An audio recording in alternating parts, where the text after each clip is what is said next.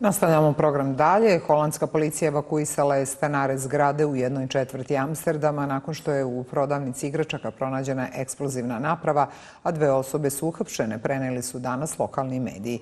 Stanari iz zgrade na trgu Abraham Stalmapen u četvrtinju West evakuisani su u noći između petka i subote, preneo je portal New Times. Do eksplozije nije došlo jer je vojna jedinica za uklanjanje eksplozivnih sredstava bezbedno uklonila napravu. Nastavljamo dalje s analizom aktuelnih tema. Razgovaramo sa Žmagom Jelinčićem, predsjednikom Slovenačke nacionalne stranke. Gospodine Jelinčiću, dobar dan. Dobar dan. Hvala što se uključujete za naš program. Sa zadovoljstvom. Da. Evo da krenemo od ove najnovije vesti vezano za Nemačku. Napad u Berlinu na jednom od najvažnijih simbola liberalne i multikulturne Nemačke. Čini nam se da otvara širu raspravu o dubokim društvenim promjenama u zemlji, odnosu prema migraciji, rastu desnice, krizi poverenja u institucije bezbednosti i budućnosti nemačkog modela suživota. Pa ovaj napadaj u Tiergardenu u Berlinu nije ni čudo što se desio. Ja sam samo čekao kad će tako nešto da počne. Prvo, zna se da je to napravio neki islamist, neki Abdul, ne znam, 21 godinu star. Znači nije neki stari, nego nemački i da kažemo da je rođen u Nemačkoj, da je libanskog porekla. Da, to je već druga generacija, znači u drugoj generaciji radikalizam se podigao. Znači vidjet ćemo šta će da bude. Sad u ovom napadu jedna osoba je bila mrtva, a 17 je bilo ranjenih. Od kojih kažu da je 3 životno ugroženo. Da, verovatno i oni će stradati. Dobro, ali sa druge strane zanimljivo je to da je nemačka varnostna služba Bundesnachrichtendienst pa i policija znali su za tog čovjeka i znali su da je problematičan, da je opasan, da je islamista i ništa nisu napravili. Znači to je ono jer se u zapadnoj Europi stalno govori o nekim ljudskim pravima. A ta ljudska prava samo su za migrante i za neke ekstremiste. Nikada nisu za one normalne ljude. Tu su ljudska prava i za ovo LGBT varijantu koju se sad kažu da imaju neku paradu ponosa, ne znam kakav, ne znam šta se oni imaju da se ponose, na šta se ponose, da su blesavi, da ne znaju kojeg su pola, da ne znaju šta će da radi samo sa sobom i crpe novac od onih ljudi koji rade. Znači, pitanje je, jer je sad je i u Njemačkoj počelo da se podeli i da Njemci nisu više toliko za neke varijante ekstravagancija, da kažem ovako, makar ja to smatram da je to totalna degeneracija i ja sam protiv tih nekih parada. Dobro, svako ima pravo na izbor i mi nećemo ulaziti u to. Ovo je svakako teroristički čin i nekako, ne znam da li ste primetili, događa se samo 3 nedelje nakon što je Nemačka nivo bezbednosti sa srednje podigla na visok, što znači da njihovi obaveštajni podaci su negde i bili dobri, je li tako? Pa šta vredi kad su podaci dobri kad se ne reaguje? Kod ovakvih stvari treba da se odmah reaguje. A mogli su da znaju da će u takvoj paradi, takozvanoj paradi ponosa, da će doći do nekih eskalacija. U Njemačkoj je tih eskalacija svaki dan više, jer ljudi u Njemačkoj su nezadovoljni, a sa druge strane to daje podsticaj i nekim ekstremnim terorističkim varijantama koji znaju da u jednom dijelu njemačkog društva oni ipak kad udaraju protiv ovakvih paradi imaju simpatije. Znači Nemci nisu svi za ove parade. Ovaj ekstremni liberalizam dovodi s jedne strane do kao mi smo slobodni, mi možemo sve. Ne može se sve. Ne može se sve. Mislite da je tu nemačko društvo podeljeno, je li tako? Pa nego, pa ja znam. Njemačko društvo je jako podeljeno i sve više je ljudi koji su protiv nekih ekstremnih parada. Zbog toga i ovaj Merz gubi poziciju, politički poziciju i Alternative für Deutschland dobija na snazi. Pa makar je predsjednica Alternative für Deutschland u vezi sa ženom, znači, ali ona nije za parade. Ona kaže ako neko bira sopstveni način života, neka ga ima za sebe, a ne da se šeta po gradu, zatvara ovo, ono, treće i još nešto zahtjeva.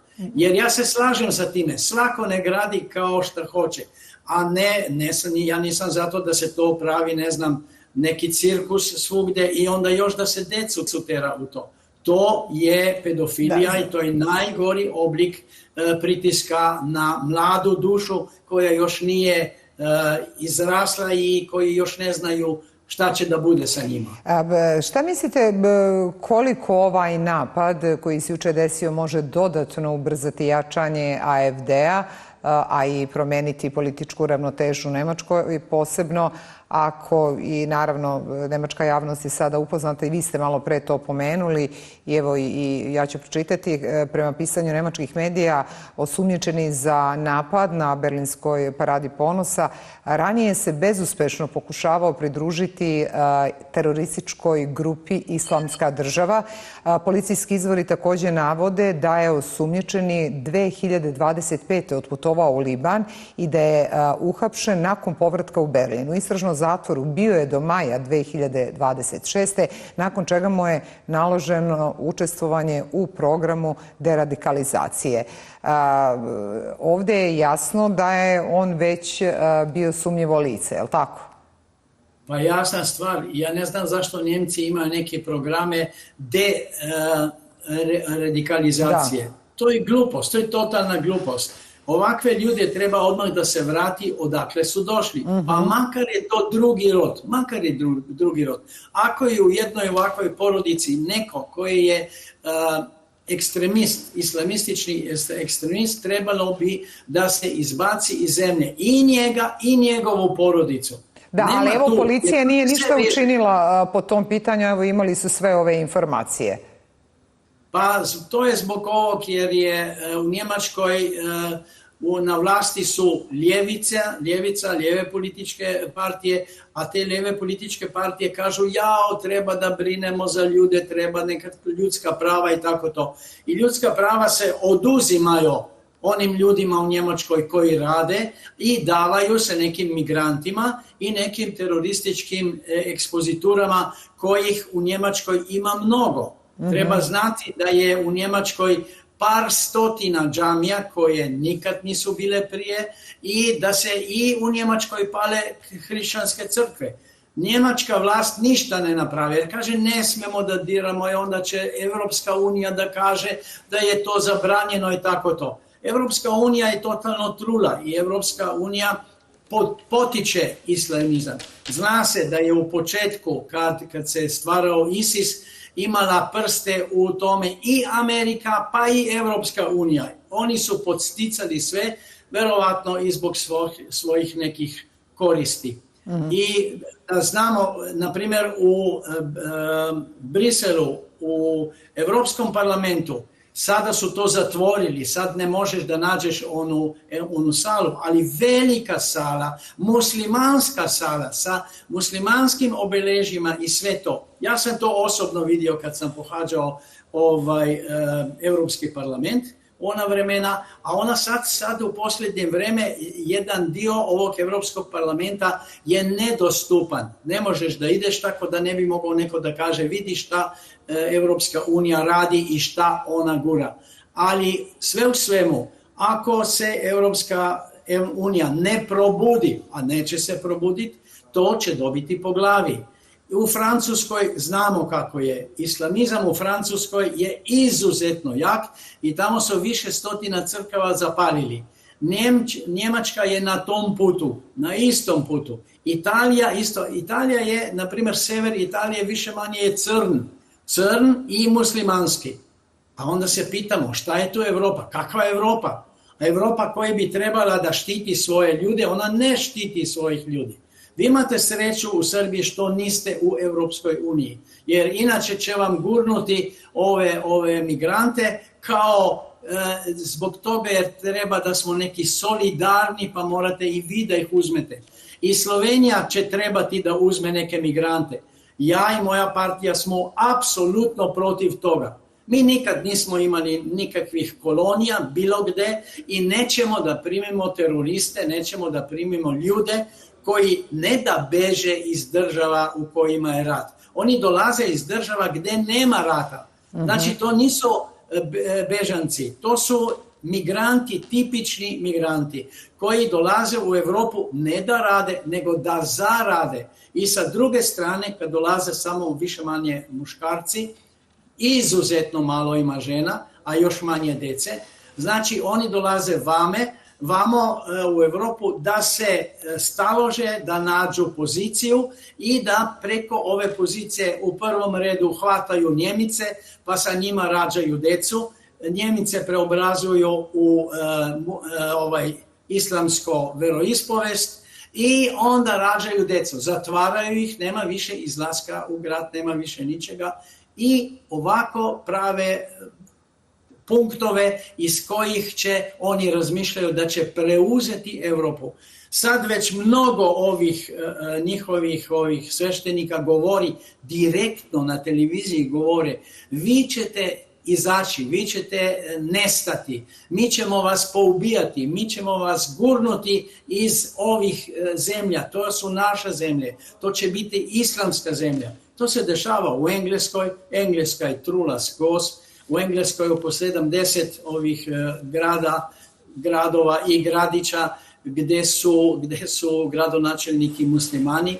Onda ministarka za pravdu u Engleskoj je muslimanka koja je zaklela na Kuranu, a ne na Bibliji. Onda još kad čujemo da ovaj glupi kralj Karol govori islam je lepa vera, to su simpatični ljudi koji će nam doneti, ne znam šta doneti, doneće sa mačetama smrt mnogima. To je propast Evropske unije, propast Engleske. Engleska je ovako i onako, to nije više Engleska, nego je Englistan ili tako nešto. I ostala Evropa isto postaje ovako. I ne znam šta će da naprave. Bezbednostne sile u Evropi znaju mnogo, ali ne naprave ništa. Jer zakonodavstvo je takvo da ti ne smeš da dirneš migranta. On može da te bode nožem, a ti si kriv jer kobajagi, ti si bio tamo i to jer si bio tamo i migrant te napao sa nožem, kao ti si kriv. Videlo se to u Engleskoj kad je onaj migrant ubao jednog mladića i onda engleski milicajci njega su vezali i on je umro. Ali onaj migrant se samo drao, ja nisam ništa, on je kriv. Mislim, sve dokle ne bude jaka, tvrda ruka koja će počistiti Evropu, toliko dugo neće biti mira i toliko dugo će ovi islamisti nasrljavati na evropske vrednote. Mislite na radikalne islamiste?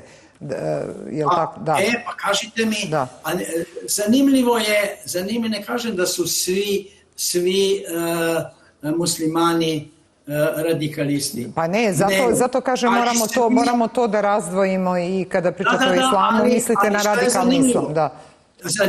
Zanimljivo je to, a da su svi teroristi muslimani. To sa ovakve strane gledate. Vi gledate sa druge strane i tražite pozitivno, tražite neko da im napravite neku... Dobro, ali kada bi malo možda se i pozabavili tim i mi trenutno pričamo i u fokusu je rat na Bliskom istoku i samim tim i pričamo o tim terorističkim ili proksi grupama Irana i naravno da su oni pripadnici radikalnog islama, ali postoji i svuda u svetu i drugih terorističkih organizacija, verovatno gde nisu samo pripadnici te radikalnog islama, je li tako? Ali nismo se mnogo bavili... Najviše je tih organizacija koje su vezane za islam. Ja ne znam u Njemačkoj se govori da je ova partija AfD, Alternative für Deutschland, da su oni teroristi. To je glupost. To je politička igra jer hoće Merz da prikaže da su oni radikalci samo da bi on ostao na vlasti. A neće ostati.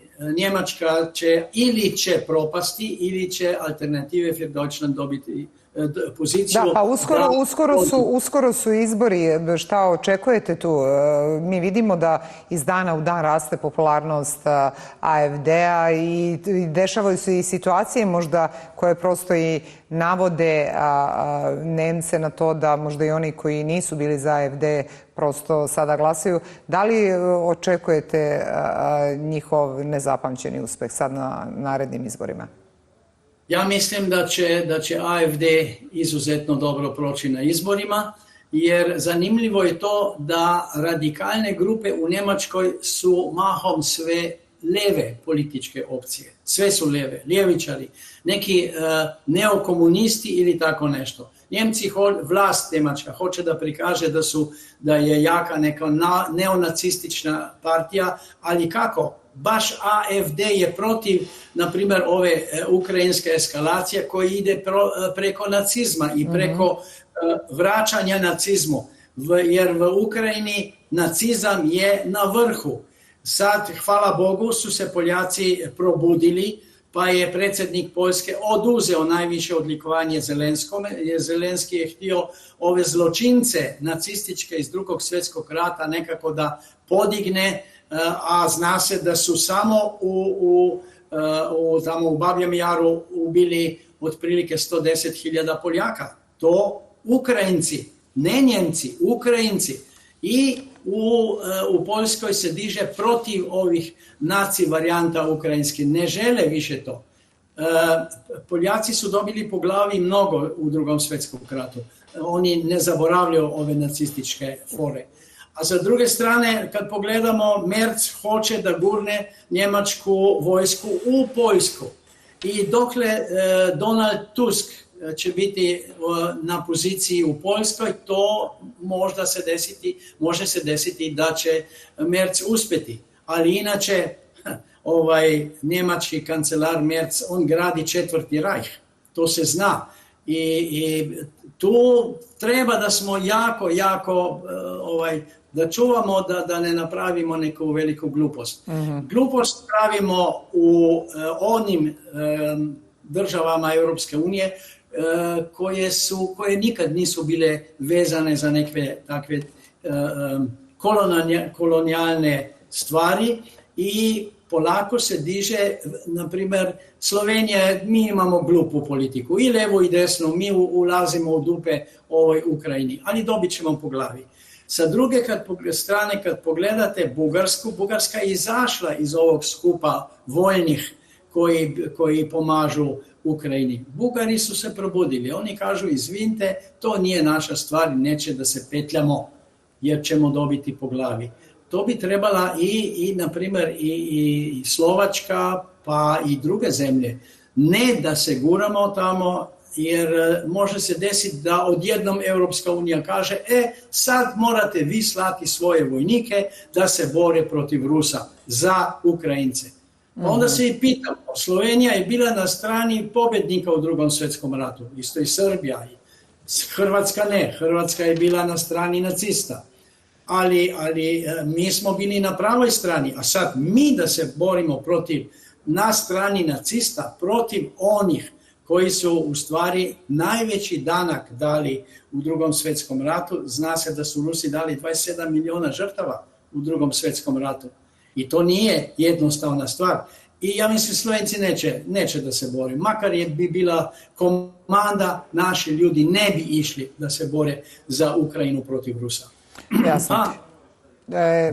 Htjela sam i evo, ispričali ste i situaciju u Nemačkoj i vidimo šta se dešava i nevezano od ovog incidenta, ali uopšte kriza koja jeste trenutno tamo, kako će uticati na evropsku politiku migracija i da li će Nemačka pomeriti Evropsku uniju ka strožim pravilima? Ova vlast koja je sada 100% ne. A Njemačka ne zna da može se desiti da će doći još jedna velika količina migranata iz Irana.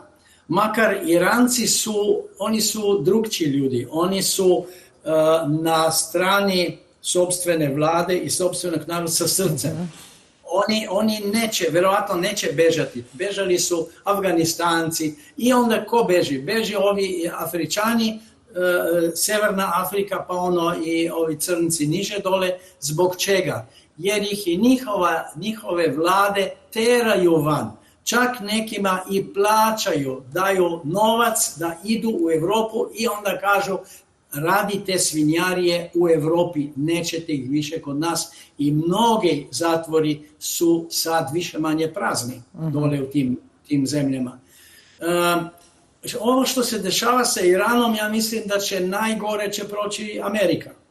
Amerika polako se budi, Trump iz dana u dan više ne zna kako da reaguje.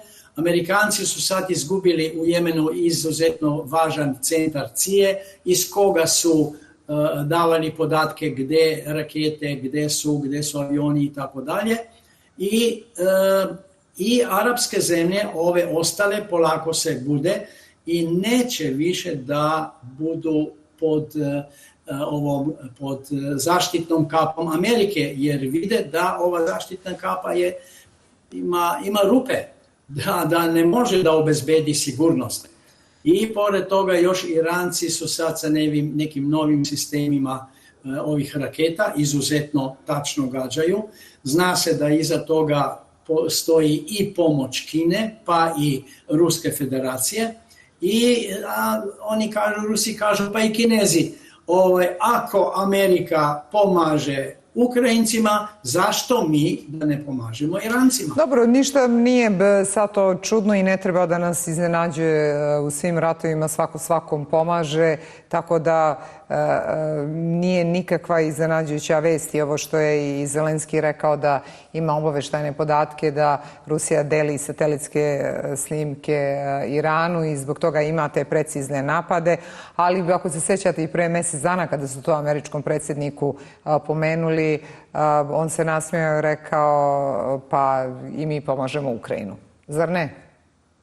Pa je, tu vidi se da Trumpu nije do toga da se spreči rat na području Ukrajine, njemu je do toga da zaradi što više. Kao i svim velikim silama, zar ne, gospodine Jelinčiću? Ne možemo izdvajati jednu.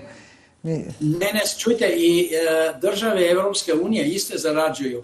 Mislim, svaki tank koji ide u Ukrajinu, to je novac. Ali morate priznati, evo, i Rusija također dobija od ovoga rata na Bliskom istoku, sami znate, i kada se počelo mesec dana su im bile ukinute i sankcije na naftu, imali su slobodan prolaz da izvoze, tako da svako ima neku korist, neko manju, neko veću, ali u stvari ovo je borba velikih sila. Ipak na kraju kad se podvuče, je li tako? To je istina, to je jasno da je to borba velikih sila. Sa jedne strane Ruska federacija, a sa druge strane kompletan NATO. To je izuzetno velika borba.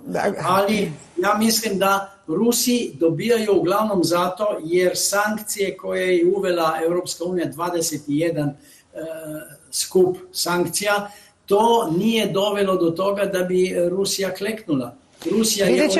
Vidjet ćemo šta će se dešavati. Svakako vas često zovemo i da analiziramo aktuelne teme, ali evo, vesti se smenjuju iz minuta u minut. Mi to sve pratimo. Hvala mnogo što ste se uključili za naš program. Sa zadovoljstvom. Mi nastavljamo